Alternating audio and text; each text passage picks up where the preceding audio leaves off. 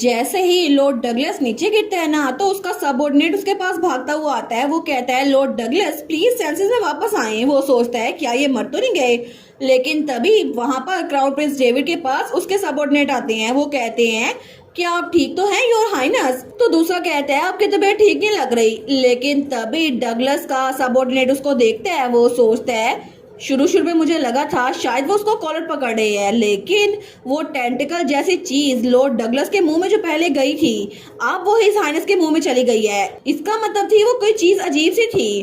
तो तभी डगलस उठते हुए कहता है आखिर यहाँ पर इतना शोर क्यों हो रहा है। तो उसका सबऑर्डिनेट कहता है क्या शुक्र है आप उठ गए, क्या आपकी बॉडी अनहार्म्ड है। वो कहता है आखिर ये जगह है कौन सी, मुझे लगा था मैं समुद्र के अंदर खड़ा हूँ। तो उसका सबऑर्डिनेट कहता है लेकिन आप तो ईगो स्वॉर्ड को लेकर समुद्र से आ गए थे, आपने कहा था आपको पोस्टिन आना है।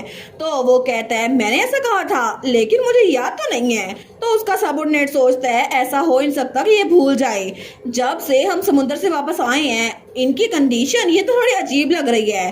तभी लॉर्ड डगलस उसके मुंह से खून निकलता है। तो तब उसका सबऑर्डिनेट कहता है आपको क्या हुआ लॉर्ड डगलस, और वो तलवार नीचे गिरी हुई थी, लेकिन डेविड आगे होता है और उस तलवार को उठा लेता है। वो कहता है एज एक्सपेक्टेड ये यंग बॉडी मुझे जरा सूट करती है, और तब अपनी गर्दन को ठीक करता है। वो कहता है सच में कितना रिफ्रेशिंग है। तो उसके सोल्जर सोचते हैं कुछ अजीब लग रहा है, ऐसा लगता है कि ये हिज हाइनेस नहीं है। वो कहता है योर हाइनेस, लेकिन तभी डगलस का साथी कहता है अब वो तुम्हारे मास्टर बिल्कुल नहीं रहे। तो वो कहता है क्या, लेकिन तभी क्राउन प्रिंस डेविड कहता है मुझे लगा था कि तुम एक बेवकूफ हो, लेकिन सच में तुम्हें पता चल गया। तो तभी वो चिल्ला कहता है तुमने लॉर्ड डगलस की बॉडी पे काबू पाया था और इस वक्त तुम इस आदमी की बॉडी में हो, आखिर तुम हो कौन बास्टर्ड। तो क्राउन प्रिंस स्माइल करते हुए कहता है मैं एक नोबल बीइंग हूँ जिसको तुम लोग को एम्पर बनाने के लिए चुना गया है, लेकिन मेरी वजह से तुम लोगों ने सारी की सारी पावर अपना दिल खोल के इस्तेमाल की। तो क्या ये मेरी बारी नहीं है कि मैं एक इंसान की बॉडी लेकर इस दुनिया पे खुद से राज करूं। वो कहता है क्या कहीं तुम ईगो स्वार्थ तो नहीं, लेकिन तुम एक इंसान की बॉडी कैसे चुरा सकते हो। एक ईगो स्वार्थ तो कभी भी किसी इंसान पे काबू नहीं कर सकती। लेकिन तभी उसके मुंह से भी खून निकलने लग गया था। वो सोचता है लगता है ये प्लेग इसी की वजह से फैल रहा है। तो ईगो स्वार्ड डेविड की बॉडी में कहती है क्या तुम्हें अभी भी समझ नहीं आया कि ये सब कुछ मेरी वजह से हो रहा है, आखिर मैं इस एम्पायर पे डिजास्टर क्यों ना लेकर आऊं, ये सारी की सारी दुनिया जैसे चाहूं मैं चला सकता हूं। और तभी वो वहां टेंट से बाहर निकलता है और आगे की तरफ बढ़ रहा था, लेकिन पीछे सबकी हालत बहुत ज्यादा खराब थी। तो तब वो वहां से एक फूल उठाते हुए कहता है अब मुझे एक न्यू बॉडी मिली गई है, तो मुझे अपने फेलो स्वॉर्ड को ढूंढना होगा, उससे एक फाइनल फेयरवेल कहना होगा। लेकिन तभी वो फ्लावर उसके हाथ में मुरझा गया था और वो दिल में सोचता है इस दुनिया में दो ईगो स्वॉर्ड्स का कोई काम नहीं है। लेकिन उसी वक्त डेविड को कुछ होता है और तभी वो अपने हाथ से वो ईगो स्वॉर्ड नीचे फेंक देता है। वो थोड़ा सा होश में आ गया था। वो कहता है ऐसा हो ही सकता कि मैं अपनी बॉडी तुम्हारे जैसे किसी मॉन्स्टर के हवाले करूं। लेकिन तभी वो उस तलवार को वहां पर फेंक के आगे की तरफ भाग गया था। वो सोचता है एक प्रीस्ट, मुझे जल्दी से जाकर एक प्रीस्ट को ढूंढना होगा ताकि मैं अपनी बॉडी को प्योरीफाई करवा सकूं। और दूसरी तरफ हमें हमारा एम्पर और हमारी रीना दिखाए जाते हैं। तो एम्पर कहता है रीना क्या तुम थोड़ी देर के लिए यहाँ इंतजार कर सकती हो। वो कहती है क्या मैं अकेली। वो कहता है बिल्कुल, सामने वाला जो रोड है थोड़ा सा रफ है, तो मैं सोच रहा था कि कहीं और रास्ता ढूंढ के आ जाऊं। वैसे भी अब तो स्प्रिंग है ना, इसी वजह से यहाँ पर कोई भी बीस्ट नहीं आएगा, तुम पे कोई हमला नहीं करेगा। तो पीछे से लुइस कहता है अगर यहाँ पर कोई आ भी गया ना फिर भी फिक्र ना करो, मैं मास्टर को प्रोटेक्ट कर लूंगा। हमारन कहती है आराम से वापस आना केमन। वो कहता है ठीक है। तो वो उसको बाय करी थी, लेकिन उसके जाने के बाद वो कहती है सच में केमन कितना हैंडसम, कितना कूल और कितना परफेक्ट है ना। अगर हम दोनों किसी आइलैंड में भी इकट्ठे हो ना फिर भी केमन को हर चीज पता है, वो मेरे लिए कुछ भी करेगा, है ना। वो तो सच में रोड्स को फाइंड करने में बहुत ज्यादा अच्छा है, उसका स्टेमिना कितना अच्छा है ना।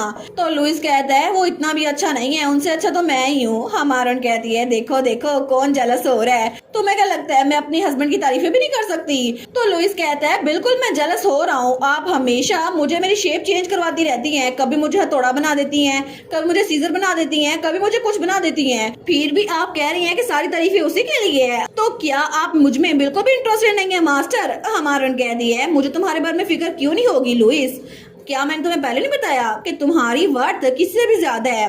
लुइस मेरे लिए बहुत ज्यादा प्रीशियस है। वो कहता है सच्ची मैं प्रीशियस हूँ? हमारन कहती है बिल्कुल, कोई भी लुई लुई को रिप्लेस नहीं कर सकता। तो हमारी सोचती है ईगो स्वार्थ तो बहुत ज्यादा यूजफुल है, मैं इसको कुछ क्यों कहूंगी? तो लुइस कहता है एज एक्सपेक्टेड मैं तो बहुत ज्यादा रिमार्केबल हूँ ना, सेकंड मास्टर भी ज्यादा। वैसे भी उसकी ट्रू आइडेंटिटी मेरे बगैर कुछ भी नहीं है। हमारन कहती है ट्रू आइडेंटिटी? वो कहता है नहीं नहीं कुछ भी नहीं बोला मैंने, मेरे मुंह से निकल गया था, कोई बात नहीं है। हमारन कहती है क्या हुआ लुइस मुझे बताओ, तुम इतने चौंक कैसे गए? लेकिन मुझे ये बताओ तुम कुछ छुपा तो नहीं रहे? लुइस कहता है नहीं नहीं मास्टर कोई बात नहीं है। हमारन कहती है तुम दोनों तो मुझसे सीक्रेट रखे हुए हो, पता नहीं जब भी मैं तुम लोगों से दूर होती हूँ तुम लोग तो आपस में बातें करते रहते हो, मुझे बताते ही नहीं हो। वो तो ड्रामा कर रही थी। तो लुइस कहता है नहीं मास्टर। तो हमारी रीना उसको पकड़ते हुए कहती है मैं आराम से पूछ रही हूँ, मुझे बता दो क्या छुपा रहे हो? वो कहता है कोई बात नहीं है, और वैसे भी उसने कहा था वो खुद ही आपको बता देगा, इसी वजह से मैं इस मूवमेंट को पहले बर्बाद नहीं कर सकता। हमारन कहती है बस मुझे बता दो किस तरह का सीक्रेट है। मुझे लगता है उसने कहा था कि वो अपनी फैमिली से मिलने के बाद मुझे बताएगा, फिर भी उसने कहा था जब मैं उसका घर देखूं तो शौक ना हो जाऊं। वो कहता है नहीं नहीं मुझे कुछ नहीं पता। हमारन कहती है आखिर उसका घर है कैसा? कहीं वो पैलेस में तो नहीं रहता? कहीं केमन एक्चुअली में कोई एम्पर तो नहीं है? तो उसकी बात सुनकर लुइस बिल्कुल खामोश हो गया था। हमारन कहती है क्या तुम इतने चुप क्यों हो गए हो? वो कहता है नहीं नहीं मास्टर बस ये तो इत्तेफाक होगा। हमारन कहती है एक मिनट। वो सोचती है कहीं ऐसा तो नहीं, मैंने पहले भी सोचा था जब ये मुझे अपना इंट्रोडक्शन करवा रहा था, इसने कहा था कि मैं जिसके पास भी हूँ वो एम्पर बन जाता है, और यहाँ पर केमन भी इसको ढूंढने के लिए आया था और तभी भी इसने कहा था मास्टर कहीं वो आदमी एम्पर तो नहीं है, इसने ऐसा पहले कुछ कहा था। वो हंसते हुए कहती है सच में लुइस मैं क्या ही सोच रही हूँ, वो एम्पर नहीं है ना? तो लुइस भी हंसने लग जाता है। हमारन कहती है एक मिनट। वो सोचती है सच में कहीं केमन वो असल में एम्पर तो नहीं है, और वो तो इसको इमेजिन भी कर लेती है। वो सोचती है अगर वो सच में एम्पर है तो आखिर में उससे ऐसे बिहेव क्यों कर रही थी? वो तो अपना सर पकड़ लेती है। लेकिन लुइस सोचता है लगता है इनको पता चल गया। तो हमारी रीना कहती है मुझे बस लगा था कि वो एम्पायर का बहुत ज्यादा वेल्दी नोबल होगा, लेकिन ये तो किसी और ही लेवल पे है। लुइस कहता है मैंने आपको कुछ नहीं बताया। हमारन कहती है तो इसी वजह से वो मेरे फादर से डर नहीं रहा था, क्योंकि अभी सारी बातें सेंस बना रही हैं। लेकिन अगर ऐसे ही कहा जाए तो लेडी और लाइन केमन की ग्रैंड मदर है ना, इसका मतलब है कि वो भी एम्पायर से होंगी। तो वो कहता है बिल्कुल, वो पुराने एम्पर की वाइफ है जिसकी वजह से वो अपने घर से भाग आई थी डिवोर्स लेने के बाद, ताकि वो यहाँ पर रह सके। वो सोचता है मैं तो गया काम से सब कुछ पता चल गया इसको। तो हमारन कहती है पुरानी वाइफ, इसका मतलब है वो पुरानी एम्प्रेस थी। तो इसका मतलब है कि केमन के सबऑर्डिनेट्स वो सारे के सारे एम्पीरियल नोबल्स हैं। मुझे ये ना बताना कि वो सस्पिशियस प्रीस्ट वो भी असल में कोई हाई प्रीस्ट है। तो लुइस कहता है आप तो अचानक से होशियार बन गई मास्टर। हमारन कहती है मुझे ये भी ना बताना कि पोस्टिन में अचानक से वो जो बॉर्डर बन गया है वो मेरी वजह से बना था। वो कहता है बिल्कुल बिल्कुल, मैंने सुना था कि वो बहुत ज्यादा डिफिकल्ट स्पेल था। हमारे हीरो को तो चक्कर आ रहे थे। वो कहती है ये सब कुछ कैसे हो गया? तो लुइस कहता है मास्टर प्लीज मुझे माफ कर दें, आप ठीक तो है ना? मैंने आपको सच बताना था, लेकिन सेकंड मास्टर केमन उन्होंने कहा था वो आपको खुद ही बता देंगे। मुझे पता है कि आपको बुरा लग रहा होगा, लेकिन जरा डिसअपॉइंट मत होए। हमारे उन कहती है डियर हेवन, इसका मतलब है मैं तो अब केमन को और भी पसंद करने लग गई हूँ। सच में वो तो एक एम्परर है, उसने सिर्फ नेशनल बॉर्डर मेरे लिए बनाया, वो मेरे लिए इतना सब कुछ कर रहा है। तो तब वो सोचती है वो बॉयफ्रेंड जिसको मैं फार्म वर्क करते हुए मिली थी असल में वो एक एम्परर निकला, तो अब तो मेरे बिजनेस में कोई भी रुकावट नहीं होगी। इसका मतलब है मुझे परमिट जल्दी मिल जाया करेंगे।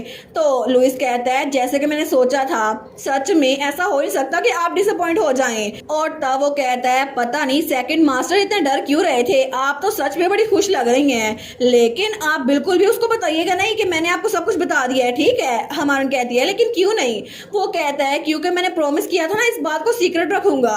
हमारन कहती है इसको छुपा के रखने से क्या ही फायदा होगा, वैसे भी इसको सीक्रेट रखा ही क्यों था? तो तभी वो कहता है उसने कहा था कि वो आपसे बहुत ज्यादा प्यार करता है, इसी वजह से जब भी वो आपके साथ काम करता है ना या आपके साथ कुकिंग करता है और उस छोटे से घर में रहता है तो उसको बहुत ज्यादा अच्छा लगता है। इसी वजह से वो अपनी ट्रू आइडेंटिटी इतनी जल्दी आपके सामने रिवील नहीं कर सकता, क्योंकि उसे लगा था वो आपको धोखा दे रहा है और जब आपको पता चलेगा तो आप बुरा मान जाएंगी। लेकिन वो आपको एम्पीरियल पैलेस ले जाकर सब कुछ बताना चाहता था, लेकिन जैसे कि आपको पता है एम्पीरियल पैलेस इतनी भी वार्म और वेलकमिंग जगह नहीं है। तो हमारे सोचती है अगर मैं एम्पीरियल पैलेस चली गई तो मैं ऐसे जी नहीं पाऊंगी जैसे अब जी रही हूँ, क्योंकि लाइफ ऑफ पोस्टिन ये तो बहुत इंजॉयबल है, लेकिन एम्पीरियल पैलेस में मुझे हमेशा फिर से वैसे बन के रहना पड़ेगा जैसे कि असल में रीना रहा करती थी। तो इसका मतलब है मैं फार्मिंग नहीं कर सकती, लेकिन शायद इसी वजह से केमन मुझे बता नहीं पा रहा था, और अगर उसकी आइडेंटिटी रिवील हो गई तो हमारा रिलेशनशिप बिल्कुल चेंज हो जाएगा। इसके अलावा वो ये बात जानता है कि मुझे फार्मिंग कितनी पसंद है और पोस्टिन भी। तभी पीछे से कोई कहता है रीना, हमारन कहती है क्या केमन? वो सोचती है ये कब आ गया? तो केमन कहता है सॉरी मैं तुम्हें डराना चाहता था, लेकिन क्या तुम ठीक हो? वो कहती है हाँ मैं बिल्कुल ठीक हूँ। योर मजा नहीं मेरा मतलब है केमन। और हमारी हीरोइन तो टेरिबल एक्टिंग कर रही थी। तो केमन कहता है आखिर तुम अचानक से ऐसे क्यों बोलने लग गई? हमारन सोचती है नेचुरली एक्ट करो। वो कहता है अगर हम इस रास्ते से जाए ना तो आगे एक रोड आ जाएगा, मैं तुम्हारे लिए कुछ फ्रूट्स लेकर आया हूँ, चलो चलते हुए खाते हैं। हमारन थोड़ा ऑकवर्ड हो गई थी। वो कहती है थैंक यू योर मतलब केमन। तो वो कहता है सच में कितना अजीब है, कहीं ऐसा तो नहीं? हमारन सोचती है मैं पकड़ी तो नहीं गई। वो उसके माथे पे हाथ रखते हुए कहता है तुम्हारी तबीयत तो ठीक है ना, लेकिन अच्छा हुआ तुम्हें बुखार नहीं है। हमारन कहती है मैं बिल्कुल ठीक हूँ केमन। वो सोचती है मुझे कुछ भी समझ नहीं आ रहा आखिर मैं केमन को कैसे ट्रीट करूं।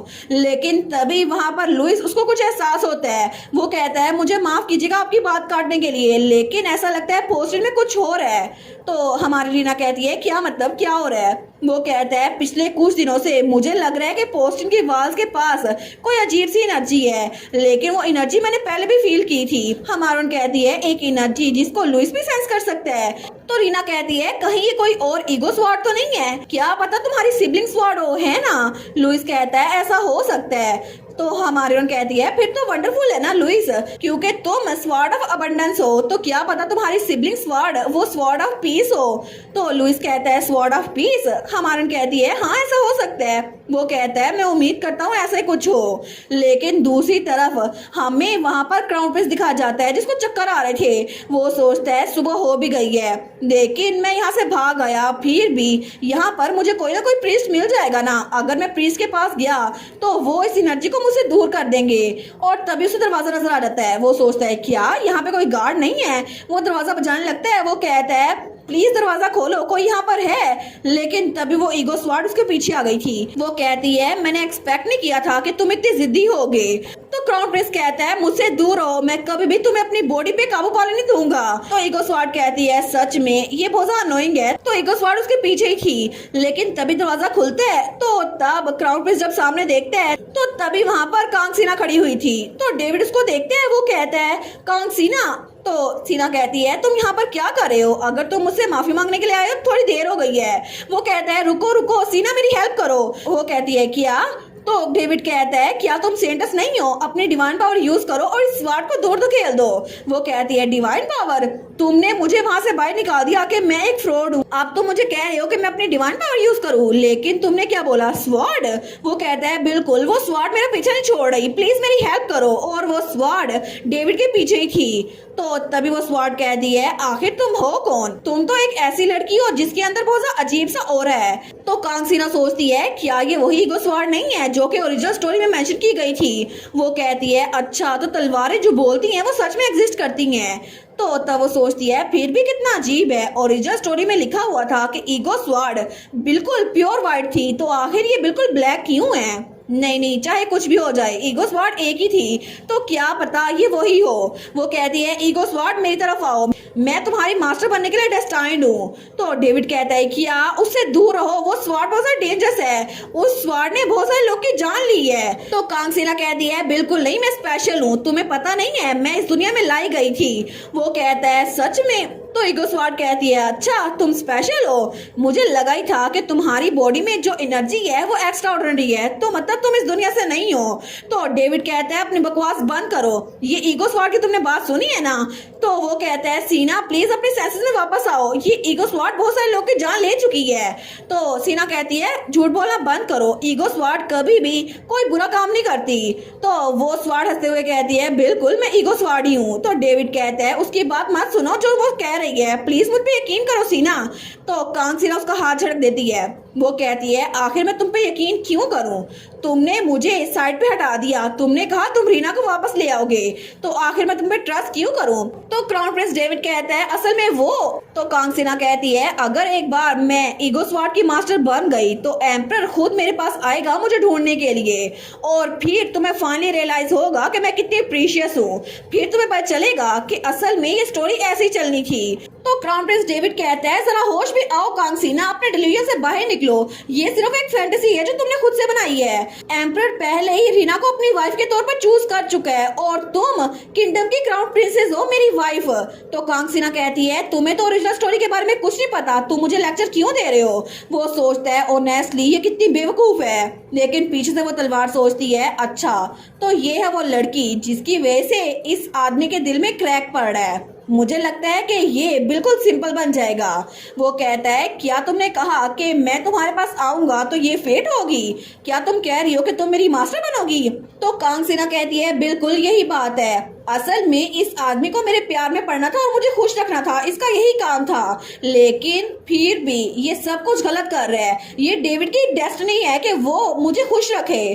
तो क्राउन प्रिंस डेविड सोचता है आखिर ये मेरी बात क्यों नहीं समझती, लेकिन तभी वो ईगो स्वॉर्ड उसके कान में जहर भरती है। वो कहती है सच में तुम कितने पिटीफुल हो ना, अगर ये लड़की यहाँ ना होती तो फिर तुम खुशी खुशी जिंदगी गुजार रहे होते, क्या पता वो लड़की रीना वो भी तुम्हारे साथ होती और तुम्हें खुश रखती, लेकिन ये सारी की सारी मिजरी इसी लड़की की वजह से है। तो क्या तुम अपनी बॉडी मुझे देना नहीं चाहोगे? अगर ये कांग सिना अचानक से आना चाहती तो फिर तुम अच्छे से रहते, तुम्हें लगता कि मेन विलन यही है?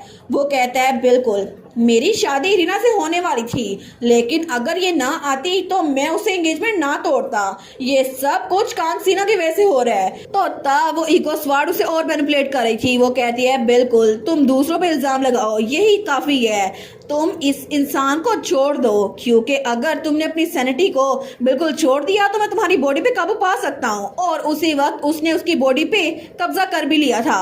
तो कांग सिना सोचती है क्या थोड़ी देर के लिए एटमॉस्फेयर थोड़ा चिलिंग बन गया था? वो कहती है डेविड, तो तभी डेविड वो हंसने लग जाता है क्योंकि असल में ईगो स्वॉर्ड उसकी बॉडी पे काबिज हो चुकी थी।